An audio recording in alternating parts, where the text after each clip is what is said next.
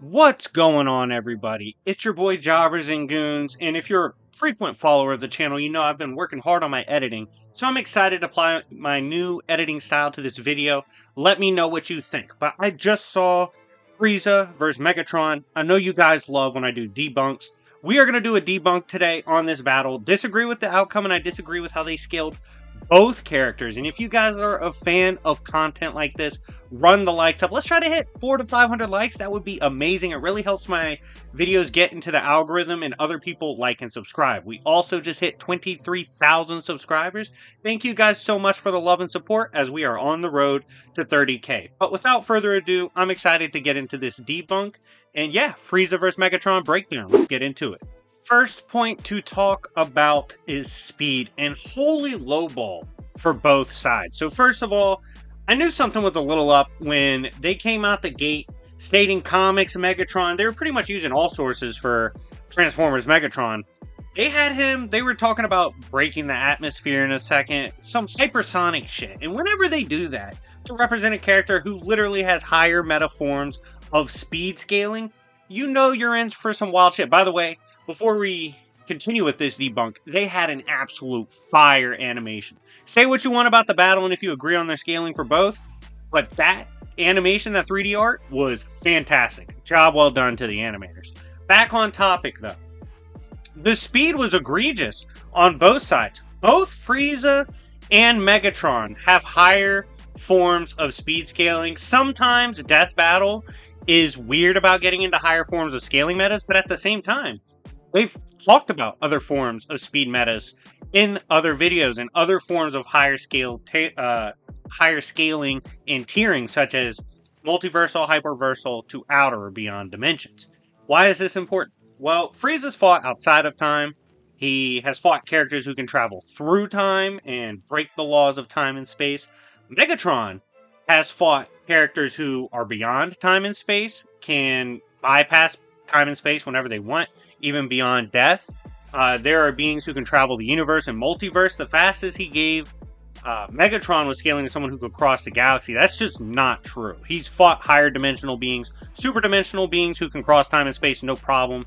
So to lowball him like MFTL, it's just disgusting, and I do think they lowballed Frieza on the speed side as well. They were a little bit better about it. They scaled Goku and Beerus's Fist Clash as speed scaling from the energy it outputted. I don't know if I agree with that. Like, if I move as fast as I do in real life, but then I unleash an attack that can, the energy from it or the aftermath covers the local solar system, I don't know if that makes me MFTL when I have regular speed. I'm not quite sure how I feel about using that as the speed meta. You guys let me know in the comment section down below, because it wasn't like that attack gives off a MFTL, or it's like MFTL in itself. It really was just a power clash, and the reverb is what was said to be threatening the universe. By the way, they made it sound like it destroyed the universe when it never did. They kind of weirded it differently, but we've seen both of these characters get into infinite speed to even immeasurable. You can argue Megatron has fought irrelevant speed characters. If you talk about being beyond conceptual dimensions, time, space, death, life, death, dualities, all that. But regardless, both were lowballed in the speed category, and they said it was real close, but then also said that Frieza was trillions of times faster. So I don't know how the hell they say that is really close. I disagree with trillions of times of difference being close. I don't know how you guys feel about that, but overall in the speed category, they lowballed both. And I'm more comfortable with Transformers Megatron from especially IDW comics being faster than Frieza. I think it's pretty apparent, especially given who he has fought. Just massively outclass any kind of speed Frieza's dealt with. So overall, I would give the speed edge to Megatron. I don't think he's trillions of times slower than Frieza, and I think Frieza and Megatron are massively above where they scaled him in speed.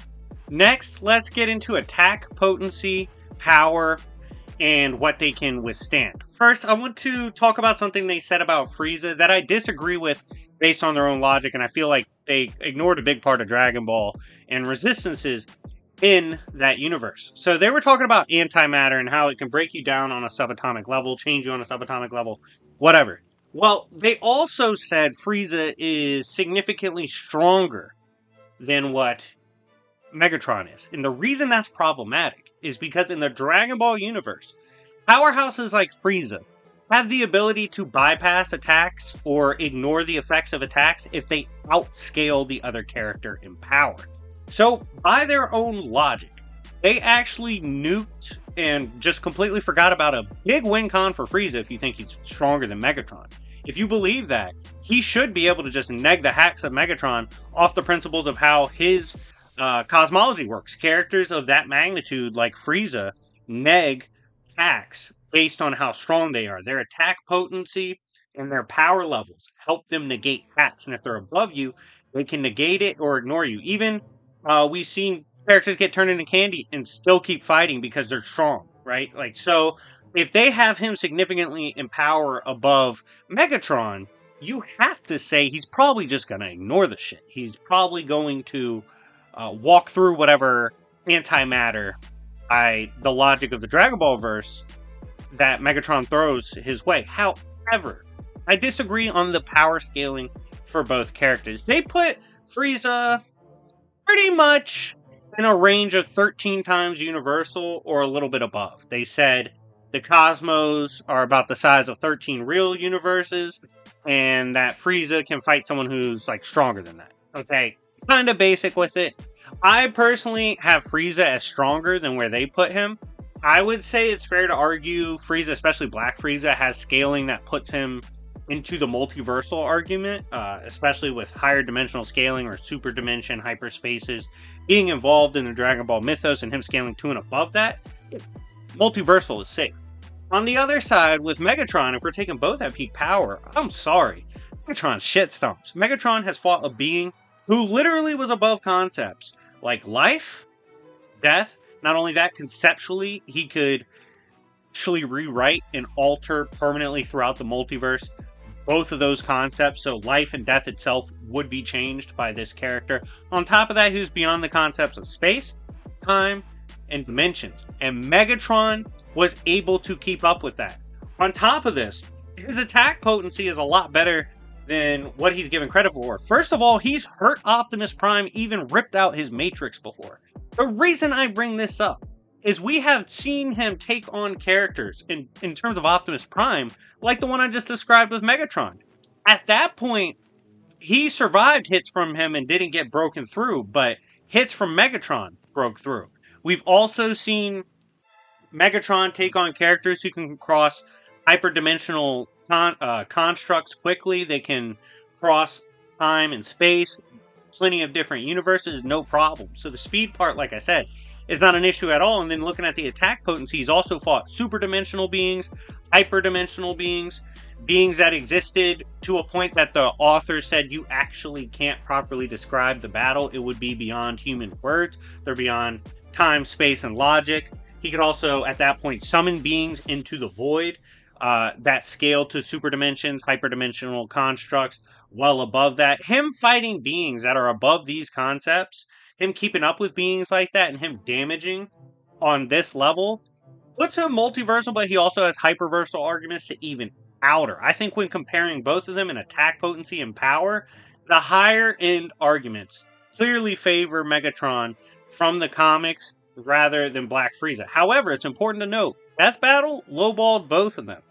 They did say Frieza's stronger. I disagree with that, but I also disagree with how they scaled Frieza. I think Frieza's a lot stronger than what they gave credit to. However, they pretty much gave no credit to Megatron at all for what he's done. They were lowballing the shit out of him. So I would say overall, Megatron takes the nod as well in attack potency, but I gotta correct both sides of the argument because I feel like Frieza got lowballed as well in this department. So overall, what did I think of the Death Battle?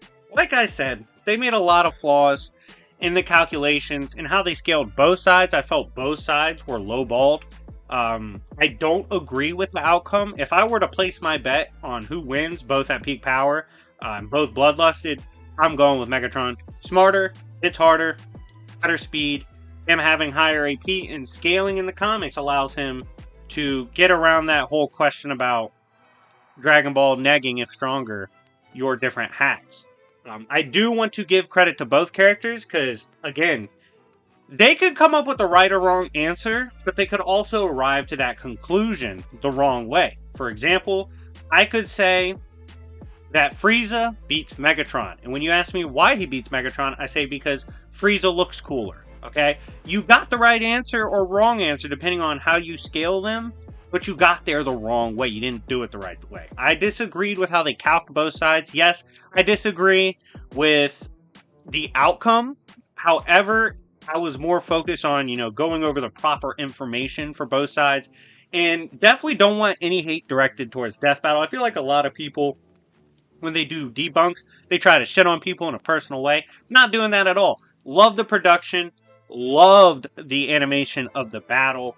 As always, they have top-notch presentation. It's just the information behind it I disagree with, and they left a lot of things out. But anyways, guys, thank you so much for watching. After you leave a like on this video and you subscribe, go check out Death Battle and show them love too. Again, it's just a debunk. No need to make it personal, guys. I just disagreed with what they presented. But yeah, I hope you guys enjoyed this battle. I hope you guys have enjoyed my channel. Again, thank you so much for passing 23K. I celebrate every 1,000 subscribers because honestly, I remember when I only had a few. We've come a long way. Thank you guys so much. It's been your boy Jobbers and Goons. I'll see y'all later. Peace.